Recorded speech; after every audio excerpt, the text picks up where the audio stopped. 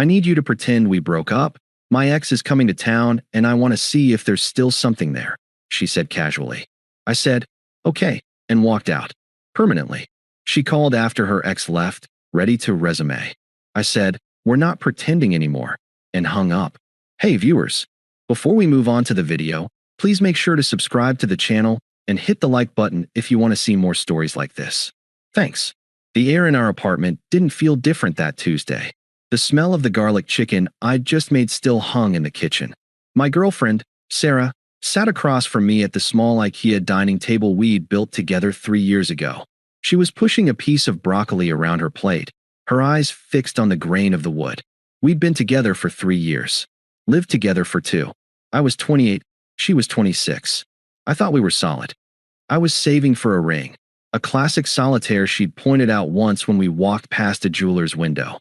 I had a spreadsheet for our finances, a plan for a down payment on a house, a vision of us growing old and boring together. I was an idiot. "Mark is coming to town," she said. She didn't look up. She just dropped the sentence onto the table like a dead bird. I paused, my fork halfway to my mouth. Mark. The ex. The one who got away from college. The guy who played bass in a band that never went anywhere, who treated her like an option, and who she'd cried over for months before we met. I knew the name well. I'd spent the first 6 months of our relationship helping her sweep up the emotional debris he'd left behind. "Okay," I said, keeping my voice even. "Is he passing through?" "He's here for a week," she said. Finally, she looked up. Her eyes weren't guilty. They were bright. Excited. Nervous in the way you get before a big interview or a first date. That knot in my stomach tightened. He messaged me on Instagram. He wants to see me. And she took a breath. The kind people take before they dive underwater. "I want to see him too, Dave. I need to see him." I put my fork down. The metal clinked loudly against the ceramic. "You need to see him? What does that mean, Sarah? Coffee? Lunch?" "I don't know," she said, and the speed of her answer told me she knew exactly what it meant. That's the problem. I don't know. We never really had closure. It just ended. And now we've been together for 3 years, and things are good. You're great. You're safe. Safe. The word felt like a slap. Safe is what you call a Volvo, not the man you love. "But I always wonder," she continued, gaining momentum now, her hands fluttering. "I wonder what if. It's not fair to you, and it's not fair to me to have this ghost hanging over us. I need to know if there's still a spark. I need to get it out of my system so I can commit to you fully. I need to be sure." I stared at her. The audacity was so physical it almost had mass. "Let me get this straight," I said, my voice dangerously calm. "You want to pause our relationship for a week to test drive your ex-boyfriend. If the sex is good, you leave me.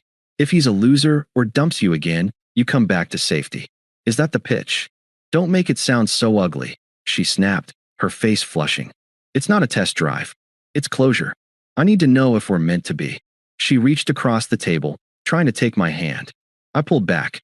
"I need you to do this for me," she said, her voice dropping to a whisper. "If you love me, you'll let me figure this out. But I can't do it if you're here. It would be weird. I need you to go stay at your brother's place for the week. Or a hotel. Just give me the apartment until Sunday. Let me have this week to figure out my life. When you come back, I'll know. And I promise, Dave, I'm 99% sure I'll choose you." 99%. She was kicking me out of my own home, the apartment where my name was on the lease, where I paid 60% of the rent, so she could play house with the guy who broke her heart.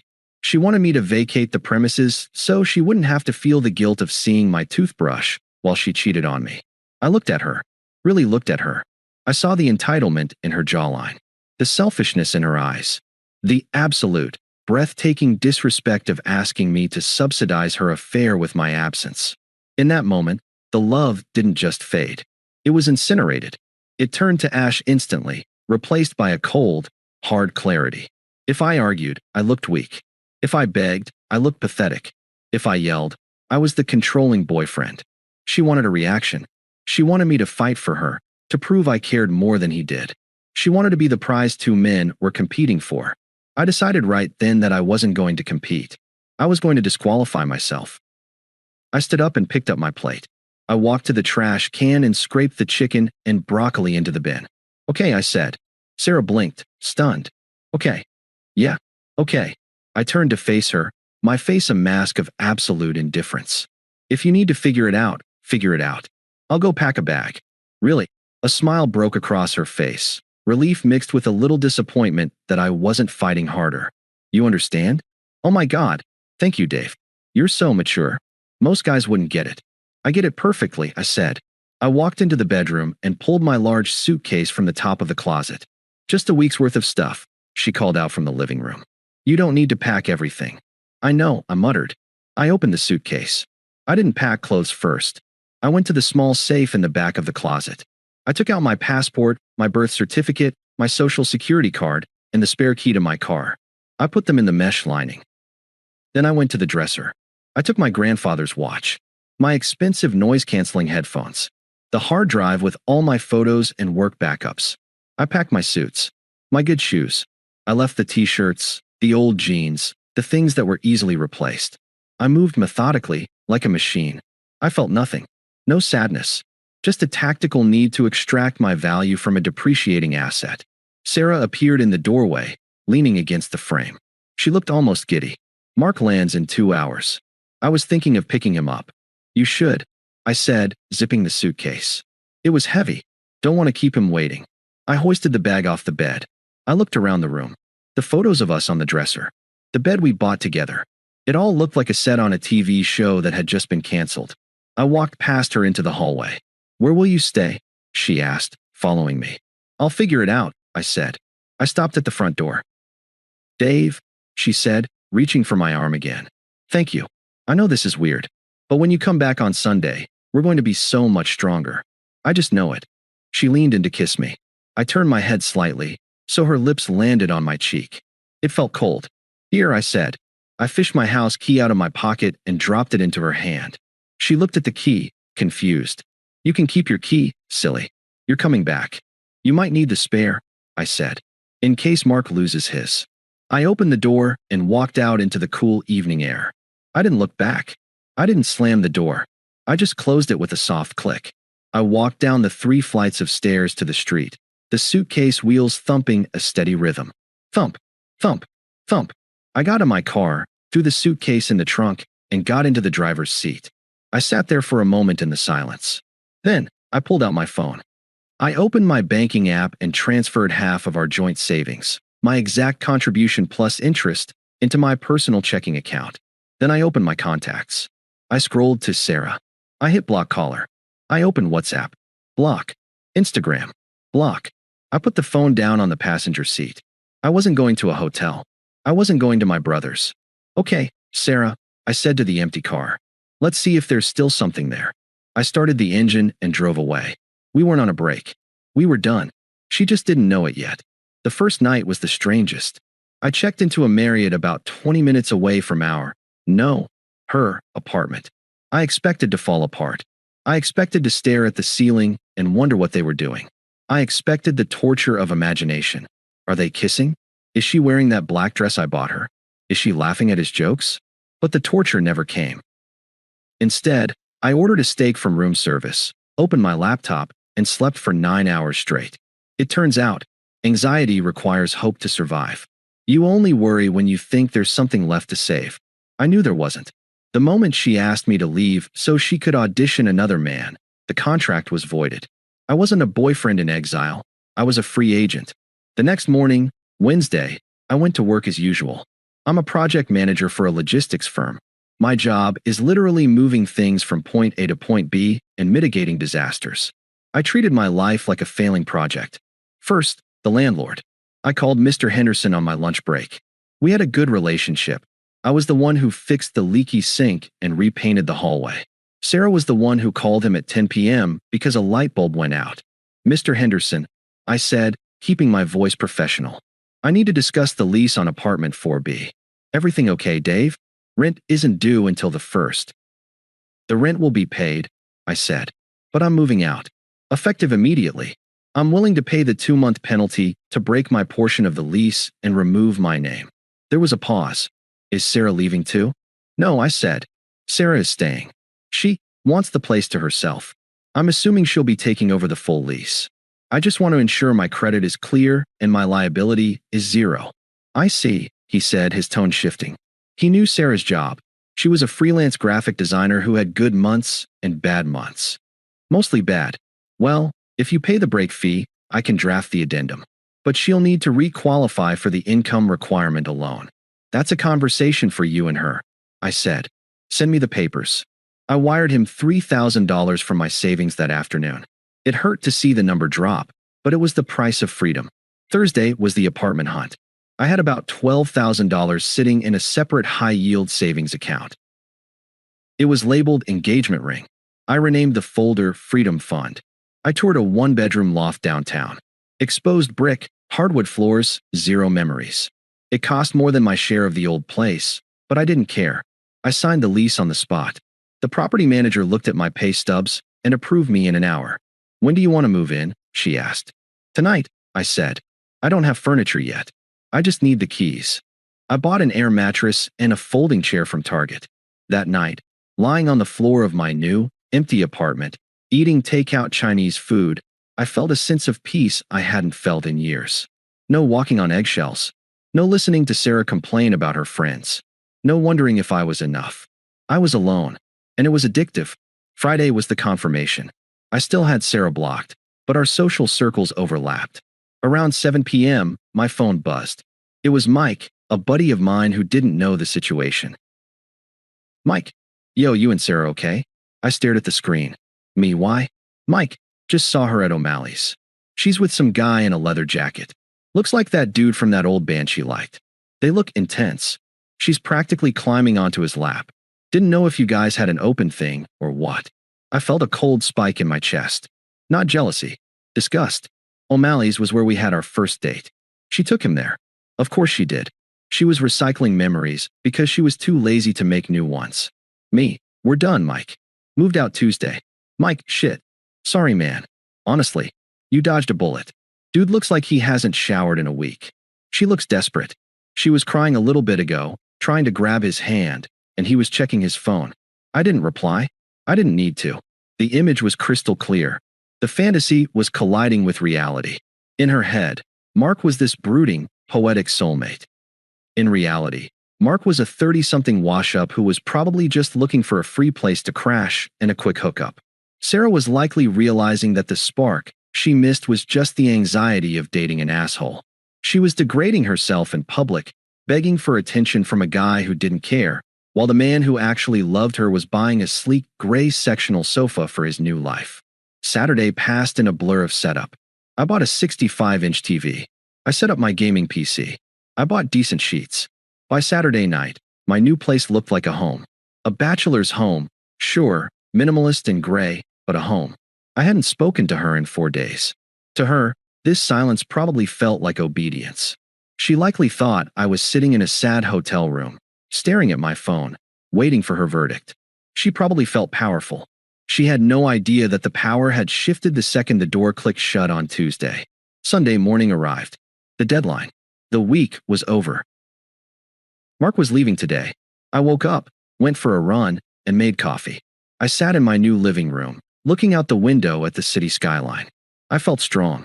The fog had lifted. I looked at the clock. 11 a.m. Mark's flight was probably around noon. She would be driving him to the airport, having that tearful, "What does this mean for us?" conversation. He would give her non-committal answers. She would drive home alone. She would walk into the apartment. She would see my side of the closet empty. She would see the safe open and empty. But she wouldn't panic yet. She would tell herself I just packed heavy. She would tell herself I was coming back to fill the space. I picked up my phone. My thumb hovered over her name in the contact list. I unblocked her. I didn't call. I didn't text. I just set the phone on the coffee table and waited. At 1:14 p.m., the phone lit up. Incoming call. Sarah. I watched it ring. 1, 2, 3. I picked it up and pressed it to my ear. I didn't say hello. I just breathed. Dave. Her voice was breathless, shaky, but she was trying to sound upbeat. Hey, baby. Are you there? I'm here, I said. My voice sounded deeper than usual. Calm. Oh, thank God. She let out a laugh that sounded like a sob. I missed you so much. This week. God, Dave, this week was a nightmare. I leaned back on my new sofa, resting my feet on the coffee table. Was it? Yes, she said, rushing the words out. You were right. You were totally right. Mark, he's not who I thought he was. He's immature and selfish, and honestly, he smells like cigarettes and cheap beer. I spent the whole time wishing it was you." She paused, waiting for me to comfort her, waiting for me to say, "I told you so, but I forgive you." "I realized something," she continued, her voice dropping to that intimate register she used when she wanted something. "I realized that what we have is real. He was just a fantasy. But you're my reality. I choose you, Dave. I choose us. You choose me." I repeated flatly. "Yes, I know I hurt you, and I'm so sorry, but I needed to do this to be sure. And now I'm sure. Can you come home? I'm making that lasagna you like. I want to forget this ever happened. Just come home, babe." I looked around my new apartment. The sunlight hitting the floor. The silence. The dignity. "I can't do that, Sarah," I said. "What? Why? You're still at your brother's, right? Just drive over. I'll make it up to you. I promise." "I'm not at my brother's," I said. "And I'm not at a hotel." "Where are you?" Her voice hitched, a tiny thread of panic woven in. "I'm at home," I said. "My home. I don't understand. I'm at home. You're not here." "No," I corrected her. "You are at your apartment. I am at my apartment." Silence on the line. Thick, heavy silence. "Dave, what are you talking about?" "You asked for a breakup, Sarah," I said, my voice ice cold. "You asked me to move out so you could fuck your ex-boyfriend. You called it a pause. You called it closure. I called it the end." "No," she shrieked. "It wasn't a question anymore. It was just for the week. We agreed. You said okay. I said okay to the breakup. I said. I moved out on Tuesday. I signed a new lease on Thursday. I'm not coming back, Sarah. Not today. Not ever. You can't do this," she screamed. I could hear the desperation clawing at her throat. "You can't just leave. We live together. The rent. My life. The rent is paid for this month," I said. "I spoke to Mr. Henderson. I paid the penalty to break my lease.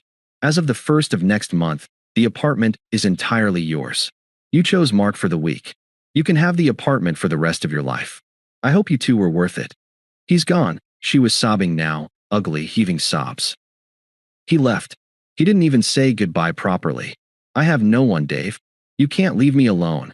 We're not pretending anymore, Sarah," I said. "You wanted to see if there was something still there? Well, look around the apartment. Look at the empty closet. Look at the empty safe. There's nothing there. Dave, please. I love you. Don't hang up. Goodbye, Sarah." I tapped the red button. Then, I tapped block. I sat there for a moment, listening to the silence of the room. It was the best sound I had ever heard. I stood up, walked to the fridge, and cracked open a beer. I took a long sip. Then, the doorbell rang. I frowned. Nobody knew where I lived yet. I walked to the door and looked through the peephole. It wasn't Sarah. It was a delivery guy with a pizza. Right. I'd ordered that. I opened the door, paid the guy, and took the box. "Have a good night, man," the driver said. I smiled. A real, genuine smile. "I definitely will." But of course, karma isn't done just because you hang up the phone. The unraveling was just beginning. And I had a front row seat, even from a distance. The silence following that phone call was the most expensive thing I'd ever bought, and it was worth every penny of the $3,000 lease break fee. But in the age of social media and mutual friends, you can never truly vanish. You just change your viewing angle.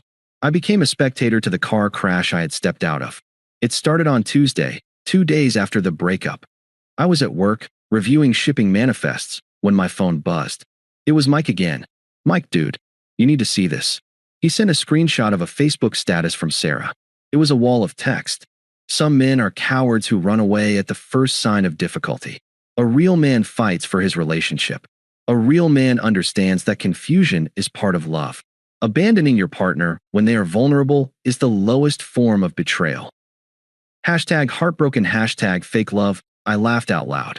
My coworker, Jen, looked over from her cubicle. "Good news. Great news," I said. "The trash is taking itself out." She was spinning the narrative. She was trying to paint me as the villain who abandoned her, conveniently leaving out the part where she evicted me to host a sex week with her ex-boyfriend. I didn't comment. I didn't defend myself. I knew the truth, and more importantly, our friends knew me. They knew I wasn't impulsive. If I left, there was a reason. Wednesday brought the financial reality check. I received an email from our shared utility account. Payment failed, insufficient funds. I smiled. When I left, I had removed my card from the autopay and left only hers. She obviously hadn't checked the balance. Then came the texts from random numbers, friends of hers I hadn't blocked yet, or maybe she was using their phones. Number 1.